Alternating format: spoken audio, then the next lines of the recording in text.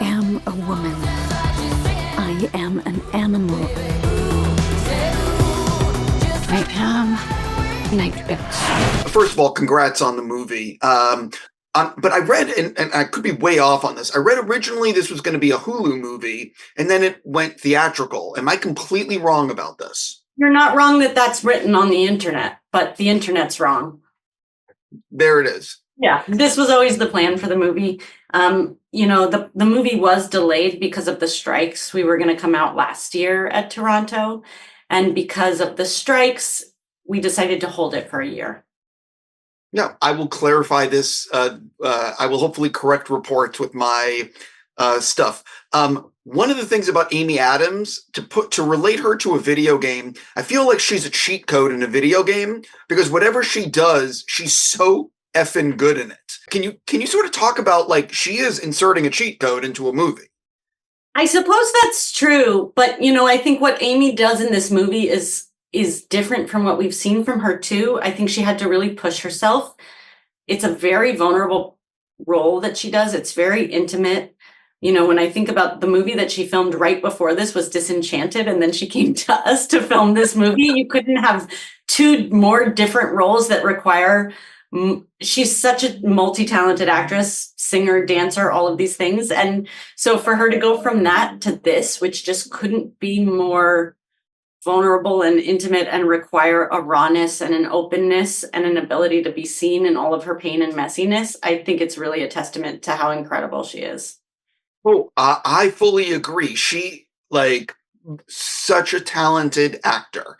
One of the things about this film, and it feels like people are afraid to talk about the messiness of being a parent. It comes up, but it's never really you know what I mean? No one really gets in there. So talk a little bit about, I'm assuming this is why you wanted to direct this. Yeah, I've kind of joked that this movie's like an antidote to Instagram culture where everything is filtered and looks perfect and is clean. And, at least the mom version of Instagram culture is like cute little snacks that you made with all of your time and all of these things you've been able to do. And I've always just felt like I'm a mess and I can't get it together and I don't know how to do this right. And I'm always the one who would forget a diaper when I went to the park and there's poop everywhere or whatever it is. There's nothing like becoming a parent to just make you feel like you don't know what you're doing. And I guess I wanted to just be really brutally honest about all of the messiness that comes along with that and how that actually kind of reduces us to this primal state where we get more in touch with our animalness. That, when your sort of logical brain gets outfoxed by a little baby, you end up really kind of like returning to your animal instincts and self, and the sleep deprivation, it all kind of brings you back to just basically working on instinct, and it can kind of bring out a primal side. Oh, I don't have kids, but my sister does. And I've had very honest conversations with her. And anyway. So I love talking about the editing process. How did this film change in the editing room in ways you didn't expect going in?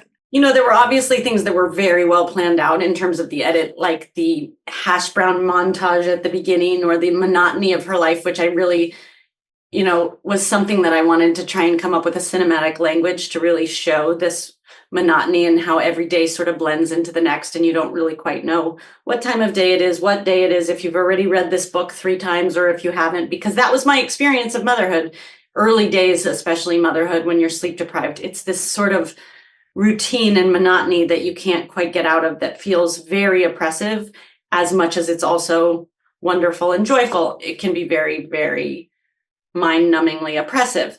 And so it was about those bigger kind of cinematic choices that I made when I wrote the script. And then there were other ways in which, the film shifted editorially. I've worked with Anne McCabe now on 3 movies, who's my editor, and she and I really love to reorder things. So, for an example, this opening scene of Amy at the grocery store was something that for most of our edit was more in the middle of the movie. And right at the very end, I decided to move that up to the very beginning of the movie and to try starting the movie with that as almost like a cold open. And that sort of unlocked something for us. So I don't know, we have fun. That was a surprise, I will say. One of the things, and the reason I always talk about editing is that like there's so many choices that you can make that can, like, and you change 1 minute of the movie and it's a completely different movie. Totally. And so anyway, that's the reason I'm fascinated by it. But so you show it to friends and family, or you do a test screening, whatever it may be. What did you learn from those early screenings that perhaps impacted the finished film? I guess I didn't realize until the first test screenings that some men would sort of find this movie confrontational. I just thought it was so funny and that it was kind of giving equal measure to both sides, and that there was a lot about kind of long-term marriage and gender roles that come up, but I didn't really think it was in any way polarizing. And there were just some reactions that were really strong from men. I was like, oh, you're really mad at how this movie is portraying men. Okay, I didn't expect that. My husband thinks it's funny. But overall, I was really moved by how many people just felt seen by it and felt like, I've never seen this before. I've never seen this depiction of motherhood before. Thank you, thank you, thank you. And so for every kind of like defensive reaction of like, why was the man shown like that? I don't like it that the man wasn't the main part and that he didn't talk as much as the woman. And I don't like it that it seems like he did something wrong. For every kind of defensive reaction, there were 10 women telling me how much it meant to them, or how much it reminded them of their mother, or how much they felt seen by it, that they've never seen what it feels like depicted in such an honest way. So it was fascinating, truthfully. I am not one of the men who got angry. I appreciate that. Just throwing that out there. I got to wrap. I'm just going to say congrats, and please keep making movies. Thank you. I will. I appreciate it. Cool. Have a great day.